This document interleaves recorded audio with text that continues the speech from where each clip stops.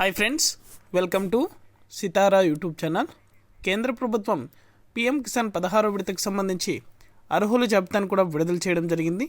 ఈ తేదీ నుండి రైతుల ఖాతాలో పీఎం కిసాన్ 16వ విడతకు సంబంధించి డబ్బులు అనేది కూడా నేరుగా రైతుల యొక్క ఖాతాలో కూడా జమ చేయబోతున్నారు. పూర్తి వివరాలు అనేది కూడా ఈ వీడియోలోకి వెళ్ళి మనం తెలుసుకుందాం. వీడియోలోకి వెళ్ళే ముందు స్మాల్ రిక్వెస్ట్, ఏపీ రాష్ట్ర వ్యాప్తంగా రైతులకు సంబంధించి ఎటువంటి చిన్న అప్డేట్ వచ్చినా సరే మన ఛానల్ ద్వారా అయితే వెంటనే ప్రతి ఒక్కరికి కూడా తెలియజేయడం జరుగుతుంది.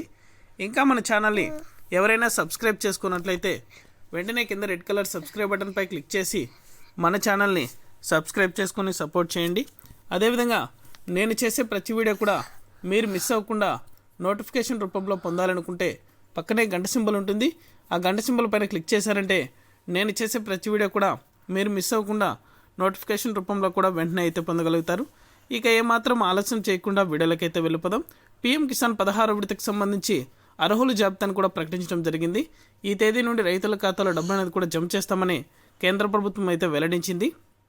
15వ విడతకు సంబంధించి ఎవరికైతే రైతులకు డబ్బులు అనేది కూడా పెండింగ్ అమౌంట్ ఉందో వారందరి ఖాతాలో కూడా ఈకేవైసీ చేసుకున్న వెంటనే వారి యొక్క ఖాతాలో 15వ విడతకు సంబంధించి పెండింగ్ అమౌంట్ అనేది కూడా మొదటగా అయితే విడుదల చేస్తారు. దాని తర్వాత 16వ విడతకు సంబంధించి అర్హుల జాబితాను కూడా ప్రకటించి వారి యొక్క ఖాతాలో 16వ విడతకు సంబంధించి డబ్బులు అనేది కూడా నేరుగా అయితే జమ అవడం జరుగుతుంది.